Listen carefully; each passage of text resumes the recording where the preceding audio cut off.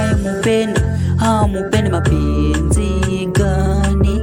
Na anayekupenda haumupendi naye anapendwa na mwingine mwenye hamupendi. Swali, je, why this, why?